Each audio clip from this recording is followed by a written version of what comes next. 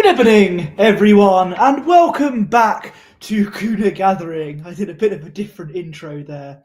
My name is Posh Bertie, the poshest man in all of sports entertainment, with the poshest moustache in all of sports entertainment. And I am here. It's just little old me today, and I am going to be talking about the upcoming North London derby on Sunday. So, after a long wait, it's back. We've all been looking forward to it, and I couldn't be happier about its return.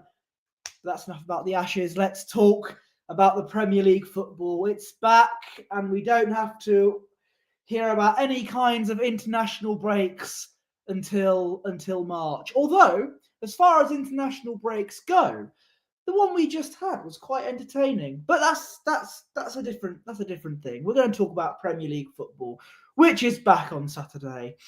And I am here on Guna Gathering to talk about Arsenal versus Tottenham on Sunday. And we have a lot to get through. Yes, the North London derby is upon us. Hello to people who are watching and those who are in the chat. Good to see all of you who are watching. And yeah, so as we know, the North London derby is on Sunday, as I mentioned, and it's the fixture that all Arsenal fans look forward to. Well, / dread. It's the fixture we all like to mark in our calendars and keep a note on. That's the fixture that we like to be watchful of, because it's as we said, it's a derby and it's very exciting / tense. And I'm just tweeting that I'm live now. There we are. Okay. So, first of all, let's go and talk about the potential starting 11, injuries, etc., because we've got a lot of those to get through. And to start off with, we'll talk about something that happened in the Brazil versus Senegal game, which took place at the Emirates, of all places. I think in the first half, I didn't watch it, but in the first half of the game, Brazil had to make an early substitution because Gabriel Magalhaes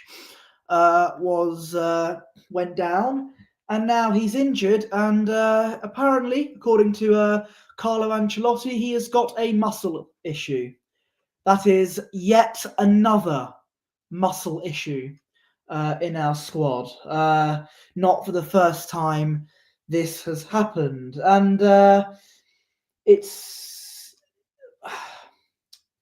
we're going to talk about our long list of injuries in a minute. But what I will say on the subject of Gabriel being injured, I am not... This could be famous last words here. But I'm not as petrified or as concerned as I would usually have been if Gabriel was injured, let's say, a few years ago, where it was, I'm not saying that we won't miss him. He's a great player. Good evening to my boss and the founding father of the channel, Lee Meadows here. I'm not saying that we won't miss Gabriel, because we will. He's an excellent player. But I remember when he got injured last season. Yeah, I know, he got injured again. And Kivior filled in for him. He actually did a decent job, especially against Real Madrid. Now, we have players that are better than that. We've got, potentially, we can go with Mosquera and then Saliba at left centre-back, or Saliba at his usual centre-back position, and Hincapié. Both Mosquera and Hincapié, I've sung their praises multiple times, whether it's on X or on this channel. I've said they're both really good players and would actually provide decent cover for the injured Gabriel. I think Hincapié needs to get more game time, because the amount of the times I've seen him start, he's done really well. And when Mosquera had to come in for Saliba in the early stages of this season, he took to the style very well. So I think Mosquera or Hincapié is actually very good cover. So, famous last words, I'm not as petrified of Gabriel being injured as I would have been a few years ago when it was Rob Holding or bust, right? We've come a long way since then. And yeah, Gooner Gathering says, I think I'm playing both on Sunday. I'm going to guess Mosquera at centre-back and Hincapié at left-back, because I would be tempted by that. Here's the thing, because like, I want Lewis Skelly to get game time, but because I don't know. We'll talk about Lewis Skelly in a minute, because quite a few things have happened this international break. So Gabriel's injury isn't the only injury that is involving us. Give me a hell yeah, Lee Meadows. This isn't beer, it's water. It's in an Arsenal glass though. So although usually when I have Arsenal merchandise, we've lost a game, but that's on the day. It's a Friday, so we'll be all right. But if we lose, it's because of that. And Arteta. Where was I? So Kai Havertz also had a setback when he was on international duty with Germany. Suffered a relapse, according to Julian Nagelsmann, the Germany coach. Good. Let's hope so, eh? If there's one team we don't want to lose to, it's that lot on Sunday. Honestly, Havertz had apparently had a setback. If he was fit, I probably wouldn't have started him, because I think I have a suspicious feeling a certain someone might be back in time. A certain striker might be back in time. I think Madueke won't be back. Who else is injured? There's so many. Odegaard's fit enough to play. Martinelli won't be back in time. And there's so many. We'll probably get a few. We'll probably get a couple of muscle injuries in training on Saturday or Sunday, knowing us. But what I will say on the subject of all these injuries that we have, a lot of people like to say that we're cursed. It's bad luck. This has been going on since last season. Last season we did have a massive injury crisis, and now we're getting this almost roughly the same amount of injuries, maybe not at the same time, but we are getting a lot of injuries this season now too. And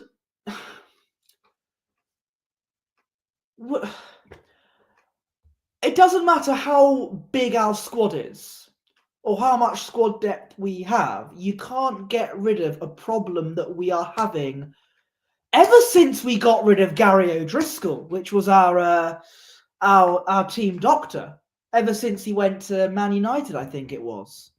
I don't know who the head physio is now or who our medical team is, but good God almighty, as Jim Ross would say, the amount of injuries we've had from last season onwards, it's really, really concerning, putting it politely. Now, a lot of people are not turning on Gabriel, but are putting the blame on Gabriel for wanting for going on international duty in a friendly. And I get it. It was a friendly. It's not a World Cup qualifier.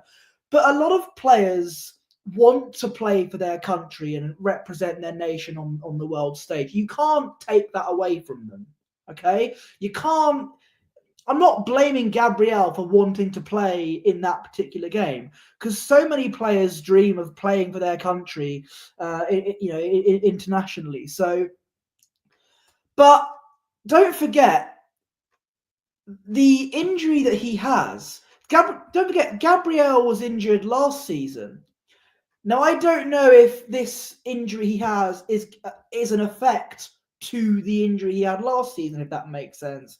Because if so, then it's not his fault for playing for Brazil, if that makes sense. So I'm not blaming Gabriel's injury on Gabriel himself. I think it is one of those things, but you do have to look at the medical team that we have. And yes, maybe the training methods might be too intense. I don't know. I'm not privy to them. I don't go to London Colney and watch the training sessions. It's just a guess. It's a hunch that I have. So, yeah, but something has to change because we're getting so many injuries that other clubs don't have. Yeah, BX, good to see you, sir. Always good to see you. But yeah, hopefully we won't get any injuries between now and Sunday at 4:30. Oh my word! Look here, we have a run-in. Hello, Mr. Hello. You. How the devil are you, sir? I am excellent. Oh, what are we That's, cooking today? I'm going to do some Mediterranean vegetables. Oh, I, very good. So, I'm what lit. brings you here? Are you here to stop me from being negative? Because I don't think I was being as negative as you thought I was going to be. No, I saw you there. I thought I saw you there, and I thought, well, while I'm preparing my vegetables, I thought I'd come and say hello. Is he offline? No, he's online now. Is he still online? Hello, Stace. Come on in. No. Stacey.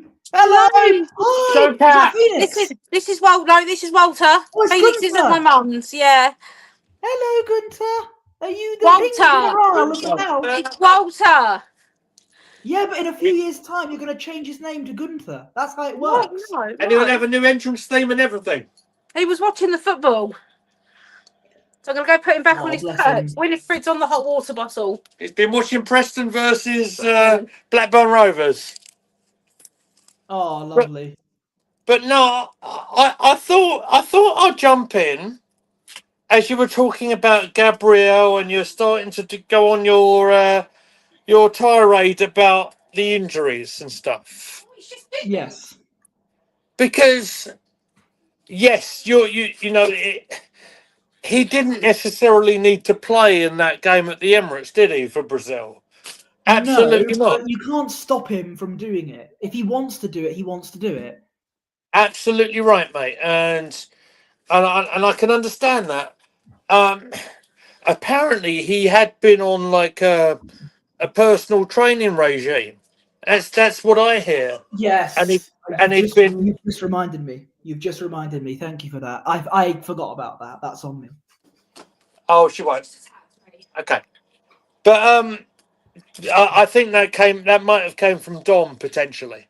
But but as you quite rightly say, if a player gets called up, what he can't do, or what the club can't do, is say, "Oh no, you can't come."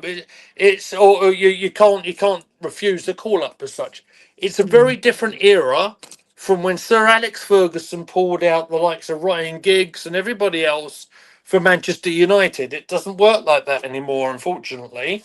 So as unfortunate as it may be, and I've gone on record as saying on our channel, mate, I think Gabriel has been the most consistent player in our side for the last probably 3 years, if not more. Since we started challenging for the league back in 2022. Since we started broadcasting on Yeah. way back on Cannon Chatter, actually. So look, it's unfortunate, I think, but I also totally agree with what you also said about us being well equipped to deal with this situation. Um, the only slight concern I've got with Hincape is regarding the time zones that he was travelling in. But the game is Sunday, so maybe he'll be all right. But Yeah. I mean, I don't know how. I mean, players travel around the world more often than not, don't they? Jet and lag they is can't find the their thing, baby. right? So, Exactly. So look, it's a difficult situation, but you're absolutely right in saying that I think we're much more equipped now. I mean, you know me, mate, and you know I like what Kivior was doing, but I do feel that the move that he got himself was good for him. Yeah. Probably, you would probably say best for business, really. Yeah. And also, we've got the likes of Mosquera and Hincape, who I think, with all due respect to Kivior, I think have been better almost. Not saying that Kivior was a bad player when he was filling in for Gabriel last season, but I do like the look of from what I've seen from Mosquera and Hincape so far. So I was saying that we are a lot well equipped than a few Yeah, years ago when good old Robert Holding was with us. exactly. Show peppers. AFC always. Good evening. How you doing? Hey, Hello, BX as well. If we haven't said hello to him as I well. said hello to BX, Good but to yeah, see you both in the chat. Thank you very much for joining us. Anyone who's watching us, don't forget to hit that like button. Give us a subscribe if you're watching us even on live or on demand. You know all the YouTube stuff. Yeah, and welcome. This is the second cooking stream that I've done, so this is exciting, isn't it? Right? yes. But So yeah, let's. Oh yeah, go on. I was going to say I'll concentrate more on the football than the cooking whilst I'm talking to you.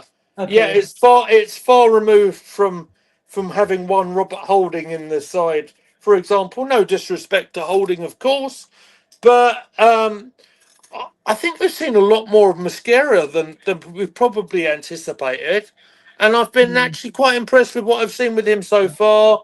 Like I said, I do probably think he will get in the starting lineup, and I don't see any reason why we wouldn't play Hincape at left back and him at the centre back, Mosquera, because if he hasn't if Calafiori hasn't trained, which I think mm. boss Arteta said today in the press conference, I don't think it's worth the risk. To be honest, there's bigger aims, isn't there? There's bigger goals. I just want to say hello to Pedro Wanless in the chat, who says, "Careful with that chopper. Either he's talking You know about the knife something? you have, or he's watching a completely different stream." Do you If know it's what? That if used to it's be my nickname. That used to be my nickname back in when I worked nights. what chopper? I used to be called Chopper, You have the same much like nickname as Pete Pete Quinnell. Quinnell. Exactly like Pete Quinnell. Big Oh up to man, Pete Quinnell, who we did our very last, I think, as far as I know, Wrestle Dog stream with. yeah, he was a good sport. Was our chopper Pete? AFC always says Hincape and Mosquera have never played in a North London derby game of this magnitude. You're right. You could say that about Eze when because he hasn't played. He's played against Tottenham, but he hasn't played for Arsenal against Tottenham. Do you know what? You Some could say might that about say, Dockeres if he's available. well, that I don't know if he is, mate, because he wasn't mentioned in the presser today, was he? Certainly in the bits that I've read. But if you want to refer to back in the, go musically wise, written in the stars that Eze is going to score the winner on this North London derby Oh, I because the hope way so. he turned down Spurs in the summer to join the Arsenal, and he's got the superstar treatment that he absolutely deserves. By the way, yeah. I think that would be my bet. I don't know what the odds are, ladies and gentlemen. I'll go for that though. Can I just say a very good point from BX, who Great said point, that BX, Pereira mate. had never played in the North London derby either, and he scored that brilliant goal He in absolutely that bossed 4-2 that game, Tix victory. Pereira. Sorry. Absolutely remember that like it was yesterday. Mm.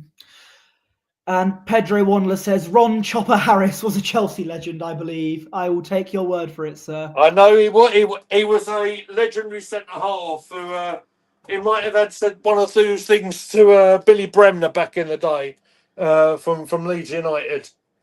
Well, let's get into the main ingredients. Pun very much intended. Of course, as I mentioned, it's the North London derby on Sunday. It's a fixture all Arsenal fans and all Tottenham fans look forward Yeah. to / dread. I want to know, without being a biased Arsenal fan and saying, "Oh, they're rubbish," what do you make of Tottenham so far this season? I think they've been a bit of a mixed bag. Whilst they've had some impressive results, like against Man City, And whilst there are times where they have looked good, I think there can be times where they have slipped up in true Spursy fashion, like losing at home to Bournemouth, I believe. And I think drawing at home to Wolves. What do you make of Tottenham under the Thomas Frank regime? And AFC always says they've got the best away record. That's interesting, that. It is interesting. I think you've nailed something there in that, yeah, they've had very much a mixed bag. I think, personally, we've seen the best of Spurs in the Champions League, particularly their last round of matches. But they do flatter to deceive in that competition, I think, because bear in mind we are very early going in Champions League competition at the moment. They had an outstanding result their last game when what's his name? Van der Ven scored that outstanding goal when literally from defending, literally ran all the way through to score a great goal. But you know, we're in the early stages, and it wasn't, with all due respect, against the elite of the elite, was it? Do you know what I mean? So sometimes them results can flatter to deceive. It's interesting seeing Spurs completely different up top as well. When you're seeing them without Son and Kane. They've also got attacking injuries as well. Tell me about them injuries. What have they got out at the moment? James Maddison is injured. In other news, water is wet. Kulusevski, I think, is out as well. Yeah. That's the injuries I can think of from the top of my head. I think they've got others as well. I will have a look. Let me Tottenham injury. I do know, Posh. I do know that you're a big fan of Kudos as well, and he's starting to find the back of the net for Spurs as well, hasn't he? Just of late. He most certainly is, and I've just seen he's picked up a knock as I've on a website here. Oh, that's a shame, isn't it, the boys and girls? I'll be back. Don't know if that was sarcasm or not, but so I'll give you Pape Sarr,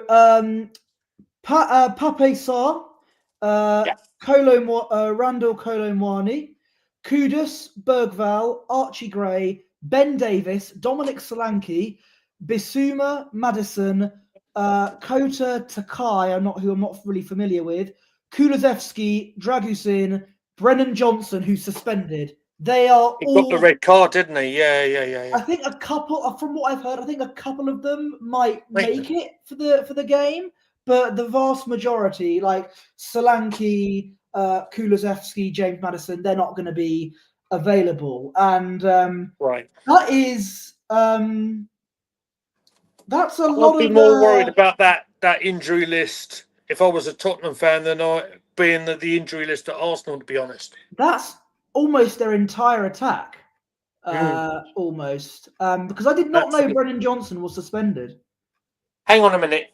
I know he got sent off in the Champions League game last time, didn't he? Is he suspended for yellow cards? I didn't know that. I forgot about that. So, yeah. Only because Stacey's brother was up there and I watched that game. And so, yeah, I'm pretty sure he got suspended in the Champions League. He might have got yellow cards. You guys in the chat, AFC Always BX might know without me going on another device and having a look. Speaking of AFC Always, he says the last time Tottenham beat Arsenal at the Emirates was 15 years ago. Yes, long time, isn't it? It was 3-2 to Tottenham, I believe. I was 9 years old. I'm now 24. So hopefully we can make it 16 years on Sunday. That'd be the idea, wouldn't it? There's only one result I want on Sunday, mate, and you know what it is. Yeah, Arsenal win. Absolutely. If there's one team I don't want to draw to, let alone lose, it's them. It's Tottenham. Well, yeah, no, I don't know why, because they're going to celebrate it like it's winning the league or something, right? Yeah, and also because it's Tottenham, and because honestly, when they won that Europa League, I was bedridden for a few days. I was in a state of depression. And then the women lifted me up when we won the Champions League. So, yeah. We'll get to the women in a little We'll bit, get to mate. the women in a minute, yeah. So we alluded to it briefly. What would your starting 11 be? Oh, okay. Off the top of my head, and literally I have no notes or anything in front of me today, guys, so you have to bear with me just a little bit. They do. They're away to Newcastle tomorrow, Man City, yeah. Yeah. So, obviously it's Raya in goal. How is Timber doing? Do we know is Timber okay? He's Because he fine. went off to Holland. From what I know, he's fine. So then that is my next pick. Saliba, obviously, Hincape, and you're going to have to remind me because I'm very old. I don't remember names very well. So you've got Saliba and Hincape at centre back. Saliba, we spoke. Well, we said Hincape at left back, and the other Mascara. captain, Mascara. That's the fella. I'm very old. You have to bear with me. You're only 1 year older than me, so you're 25. So Thanks, mate. Love you, Posh. Yeah, well, that's probably my back line. If everyone's all good and ready to go, I'd go Deck. I'd go Zubaleta. Zubimendi, sorry, did I say Zubimendi? I accidentally said the former Manchester City right back, I think. I definitely haven't had a few signings. I definitely haven't. Zubimendi and Arteta. Yeah, perhaps. Now, there's an argument to be said in that attacking position, isn't there? So I have heard that there might be a possibility that Ødegaard might switch to play. I wouldn't start him from the start. Not this time. No. I'd probably go Ethan, actually. And then you will, whether Arteta will. I don't know why he wouldn't. I think that makes more sense than anything else. I'll go Ethan, and then of course up top, Saka, probably Trossard, and then everyone's favourite centre forward from Spain. Mikel Merino. So for me, I think it would be roughly the same. Raya in goal, Timber, Mascara, Saliba, Hincape, Rice and Zubimendi in midfield. I'd have Eze as the attacking mid. Oh, I missed out Eze, didn't I? Of course I did. Saka, Trossard, and if Gyökeres isn't fit in time, Mikel Merino. But I have a sneaky suspicion. I've just got a hunch that Gyökeres might be back on Sunday. I would have Ødegaard on the bench though. I hope so. I hope he's back. He's Gyökeres. Apologies, I completely forgot about Eze because I'm unprepared tonight. I'm cooking and streaming at the same time. What a talented performer I must be. He's a multitasker. God, you gotta love him. But yeah, that's the lineup I'd go for, and I think that would be hopefully that's enough to beat Tottenham. Nothing, only a win will do. Only win the dog will do. Well, I don't want win the dog in the starting 11. We know that's what Kai Havertz has been doing as recovering from injuries, dog walking. I feel for Kai. If it's right what we've heard, I'm pretty sure you're about to allude to it. If Kai's picked up a bit of a setback, that's unfortunate and can happen when players come back from long-term muscle injuries like he's got. That's such a shame. Look, Posh isn't the biggest fan of Kai Havertz. We all know that. I am. I like Kai a lot. And just 2 seconds. Because look, if we gives us options going forward, especially with Gyökeres being potentially out as well, he might be the guy I would go to. I like Merino as well, but again, natural centre forward is an argument, but Merino's goal scoring records internationally as well, it can't be denied. Bit of Susie salt. Yeah, I actually am a huge fan of Kai Havertz because when he got injured in August, he made us sign Eze, so he took one for the team. You're a funny guy, Posh. Obviously, it's bad that he's injured. I hope he has a speedy recovery. But if it wasn't for him, we wouldn't have signed Eze. So Kai Havertz took one for the team there, and I admire that. Takes a lot of guts to do that, right? The rumor and innuendo is that he won't be back until January.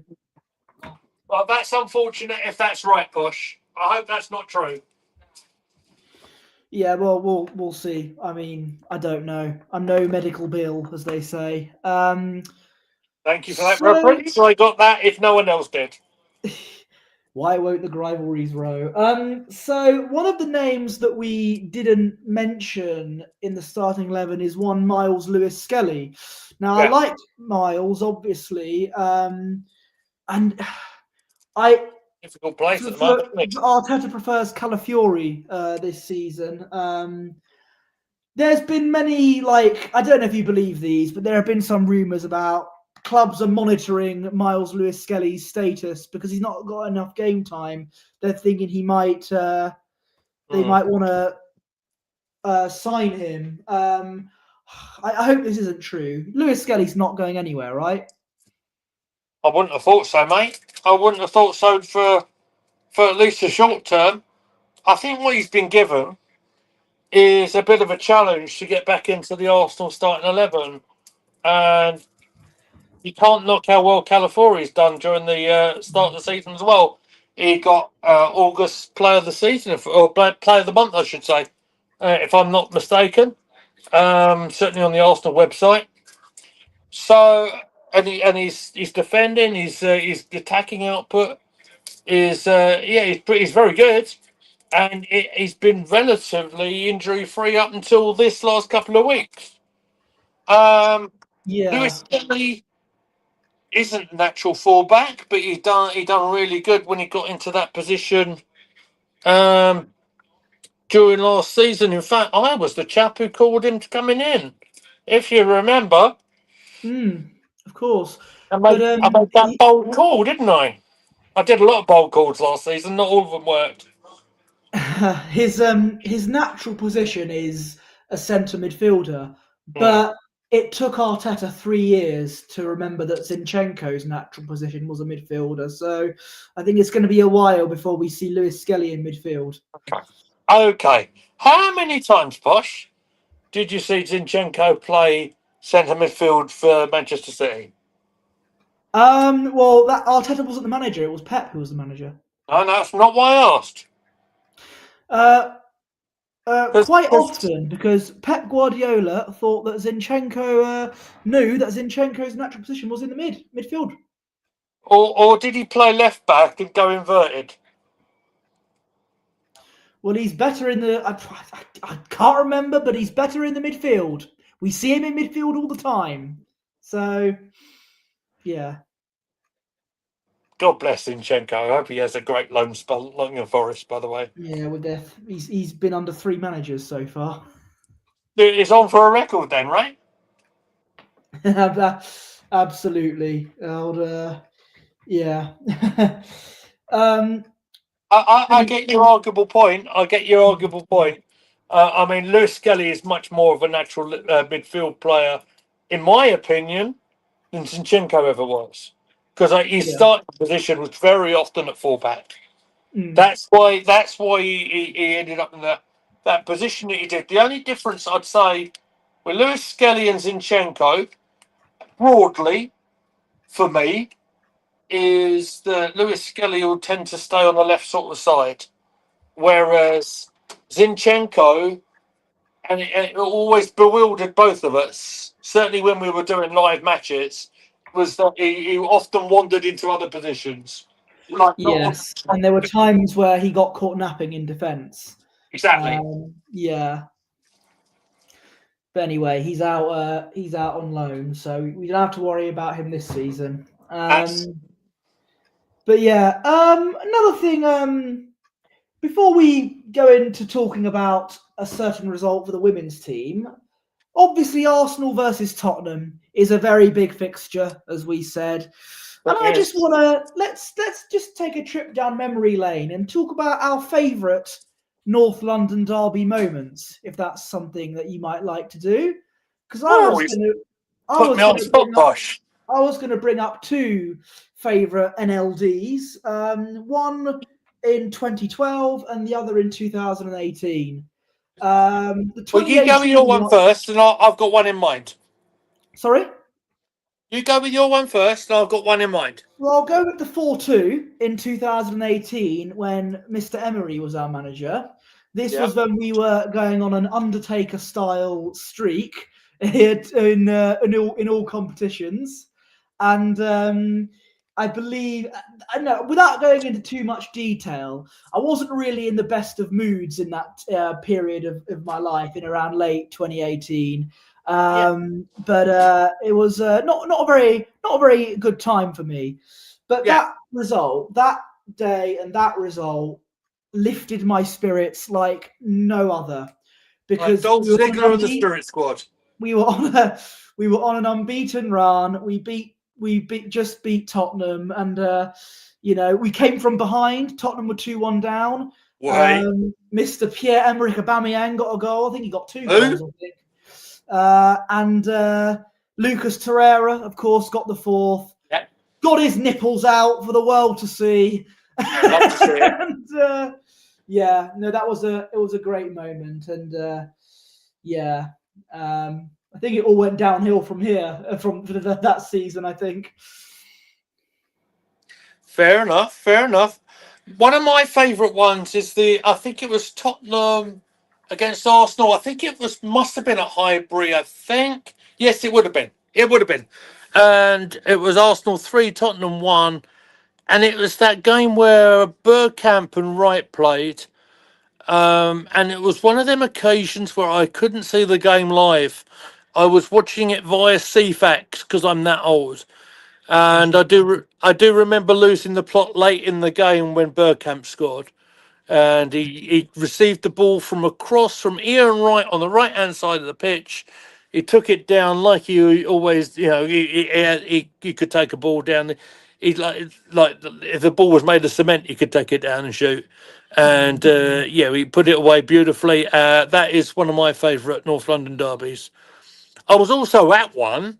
I was at a North London derby, but it was in the League Cup, and it wasn't the strongest sides that we would have ever put out back in the day under Arson, and the result wasn't exactly what I wanted.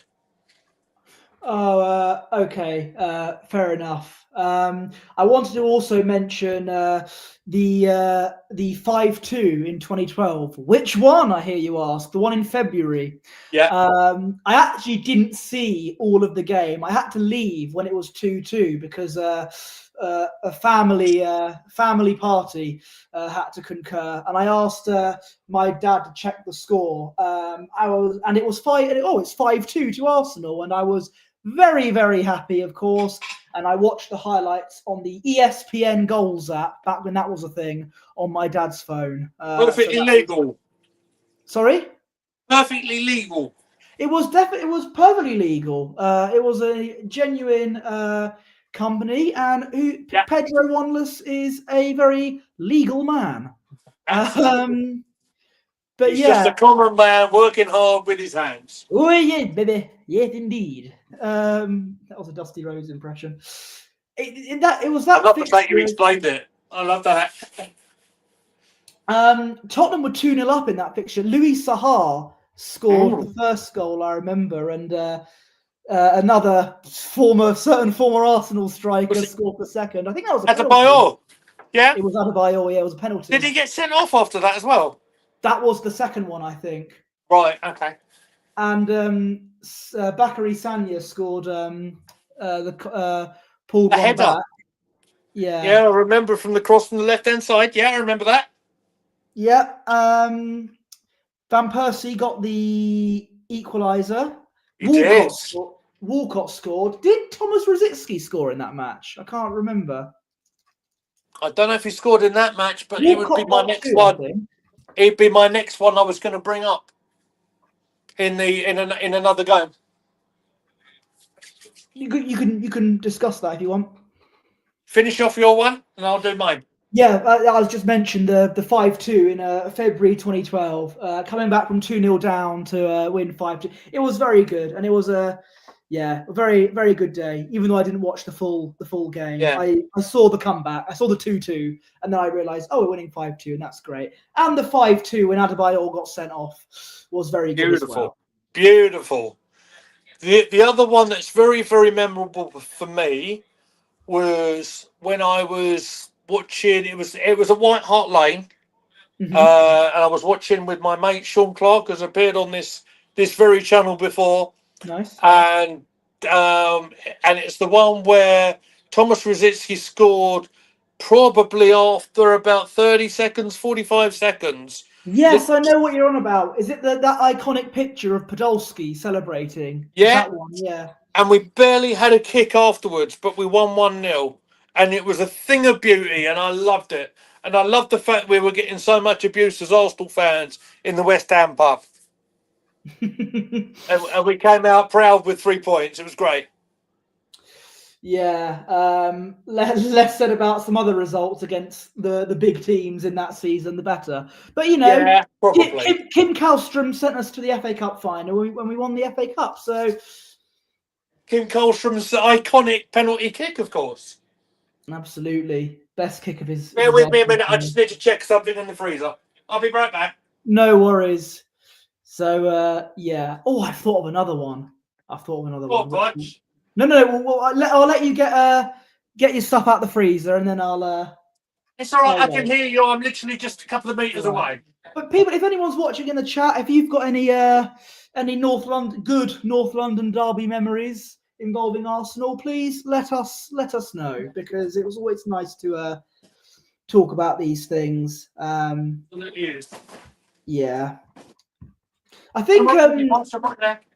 I think in the same season when we also beat Spurs 1-0 at the Emirates when Giroud scored, it was pre-Ozil when we didn't sign anybody and everyone was in like a really toxic mood, if you will. And then Giroud scored and it was very good. It was 1-0, wasn't it? If you remember that. Yeah, I do remember that. Remember that. No, that was a good time. But I tell you what, the watch along in 2023 on Gooner Gathering, the 2-0. Definitely worth a watch. In fact, wasn't there a North London derby when Steph Catley scored in the women's game, which I think I commentated on? That's one of my favourites. Yes, absolutely. And you have leaded me into a very good segue, because I want to give a special shout out to the women's team. It's fair to say that they have been, before this Real Madrid game, they were performing below expectations. It's fair to say. Bottling a lead against Bayern Munich, not exactly in the title race at the moment, but they had a big game against Real Madrid, and it was almost a must-win if we wanted to try and get back in the race for the the top positions in that Champions League, if you will. We were 1-0 down, but the pride of Maidstone, Alicia Russo, scored 2 lovely goals, super striker, and I think it was a big result. We needed that, didn't we? A big result and a big comeback as well, because Madrid went ahead just on half time. They managed to compose themselves. Russo got 2 great goals after the break. It was a much needed win for the girls. They've had a bit of a dodgy spell with results just beforehand, and a 0-0 draw in a North London derby themselves, of course, at the Emirates. And no, that was at Tottenham, I think. And prior to that, a draw 1-1 with Chelsea, where we could have won had VAR been inactive. But that's for another day, for another story, I think. But it's certainly opened up a debate whether VAR should be in the women's game. It could have gone either way with us, actually, because we could have potentially had a red card in that game as well if it went to VAR. But to your point, and try and keep it as concise as I can, it was a great comeback from the girls the other day, and it certainly puts us back in contention. The previous game in the Champions League, when it was away at Bayern Munich and they went 2-0 up and eventually went to lose 3-2, was heartbreaking, in fairness.